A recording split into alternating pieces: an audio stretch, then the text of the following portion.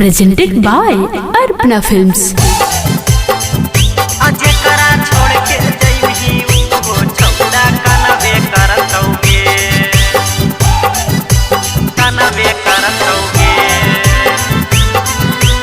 Arpana Recording Studio, Nalanda. लगनिया में नहीं कामर दामन वे करतौगे, लगनिया में नहीं कामर दामन वे करतौगे, अहे गे मन वे करतौगे। आज करा छोड़ के जइम ही वो छौड़ा कनवे करतौगे, आज करा छोड़ के जइम ही वो छौड़ा कनवे करतौगे। महड़ाबा में खूबा तोरे तनवे करतौगे, महड़ाबा में खूबा तोरे तनवे करतौगे, ये छौड़ी तनवे करतौगे। आज करा छोड़ के जइम ही वो छौड़ा कनवे करतौगे, आज करा छोड़ के जइम ही वो छौड़ा कनवे करतौगे।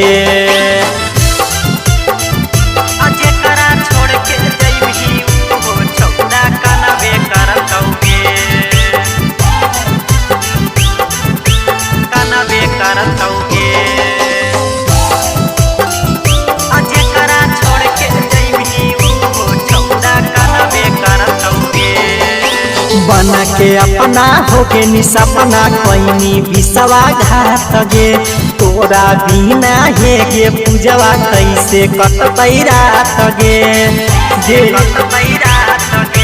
बना के अपना होके निसपना कोई विसवा घात गे, तोरा बिना हे गे पूजवा कैसे कटतै रात गे।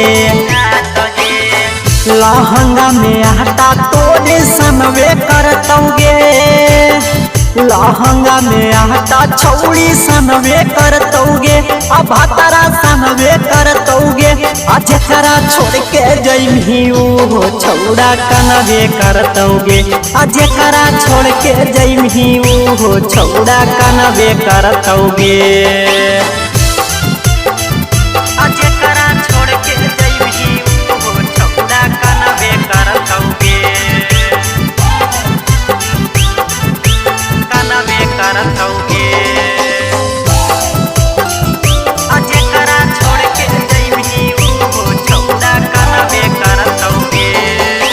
निर्मल बिनय के सुने गे रनिया तोड़ देला ही दी लगे, भतरा जौरे जायला छौड़ी कैनी तू बहरी जी लगे।